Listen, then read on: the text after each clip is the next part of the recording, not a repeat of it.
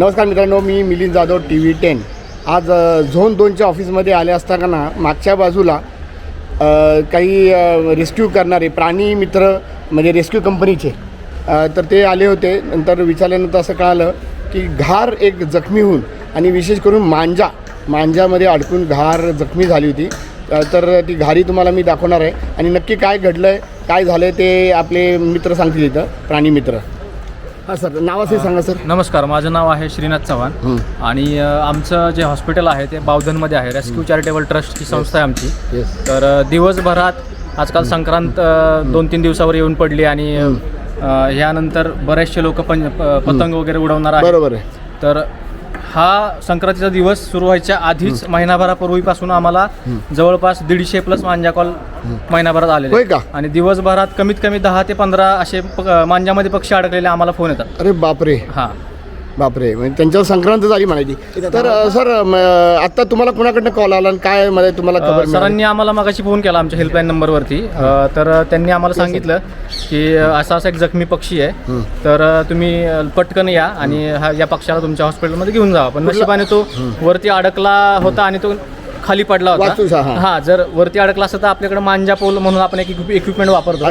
तर ते 50-60 फूट वरती जाऊन मांजामधला पक्षी आपल्याला काढता येतो. तो खाली पडला असल्या कारणाने आम्ही खालच्या खाली उचलून पाहिल्यानं त्याला आपल्या केजमध्ये भरलेला आहे, गाडीमध्ये तो ठेवला आहे. कितपत जखमी आणि कसे काय अवस्था आहे? पंखातून त्याच्या बरंचसं रक्त येतंय आणि त्यांनी आम्हाला घेतल्या जागा दाखवल्या तर सगळीकडे असं रक्त पडलेलं आहे आणि लवकरच आम्ही त्याला आता आमच्या दवाखान्यामध्ये घेऊन जातोय. बरं, वाचू शकेल असं म्हणजे ते आता डॉक्टर चेक करतील, डॉक्टर सांगतील कितपत त्याला जखम झाली आणि काय करता येईल त्याच्यावर. पुढचे फीडबॅक सर आम्हाला TV10ला द्या, नंतर मी बोलतो तुमचे. सर काय नक्की तुम्हाला काय तुमचा अनुभव आहे आणि काय झालं? सकाळी नेहमीप्रमाणे मी 9 वाजता ऑफिसला आलो असता एक काचेतनं पाहिलं असता एक अत्यावस्थ अशी एक घार पाहिली की तिच्या पंखांमधनं रक्त वगैरे भरपूर येत होतं आणि ती उडण्याच्या स्थितीत नव्हती ती. आणि नंतर मग ती खूप जखमी होती. तर मग मी आमचे आडसूळ म्हणून आहेत तर त्यांना कॉल केला असता. त्यांनी मला हेल्पलाईनचा नंबर दिला आणि हेल्पलाईनचा नंबर घेतल्यानंतर मग मी हेल्पलाईनला फोन केला. तेव्हा त्यांनी मला रेस्क्यू टीमचा नंबर दिला आणि त्याच्यानंतर रेस्क्यू टीमला मी फोन केला तर त्यांचे संजोग म्हणून आहेत. तर ते त्यावेळेस ते विश्रांतवाडी येथे रेस्क्यू करत होते. तर साधारण त्यांना पोहोचण्यासाठी अर्धा तास वगैरे लागणार होता.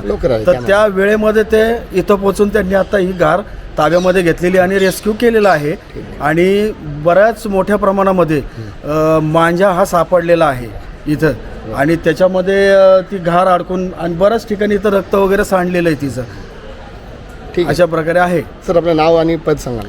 मी सचिन गायकवाड, उपायुक्त परिमंडळ क्रमांक 2 मध्ये कामाला आहे.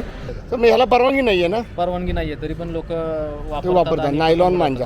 बरं. आणि आता 14 तारखेला जे संक्रांत येणार आहे ना त्या दिवशी बऱ्याचशा हेच वापरतात. म्हणजे इलिगल असून सुद्धा ह्याची विक्री धडलेसे होते. तुम्हाला काही ठिकाण वगैरे मांजा मिळणारच नाही ना आपल्याला. मग तुम्ही काही छापे बिपे टाकता का तुम्ही? काय म्हणजे हे सगळं काम पोलिसांचं किंवा अधिकाऱ्यांचं आहे. आपलं संस्था असल्यामुळे आपण फक्त प्राणी वाचवण्याचं काम करतो. तेवढंच. आणि आता ज्या झाडावरती हा पक्षी अडकला असेल थोडीशी नजर मारली तर त्याच्यावरच हा एवढा नंतरच्या झाडावर काढून घेतला. कारण आम्ही गेल्यानंतर हा पक्षी तर वाचेल, दुसरा पक्षी परत त्यात अडकून त्या मांजामुळे त्याला जखम होऊ नये म्हणून हा. बरं, घार जेव्हा तुम्हाला मिळाली तेव्हा ती मांजा तिला जखडले होतं का? काय नाही, तो खाली पडला होता. म्हणजे मांजाचा परिणाम झाला होता तिच्यावर. झाडावर चेक केला असताना बघितलं की झाडावर हा लक्षात आलं, काढून घेतला.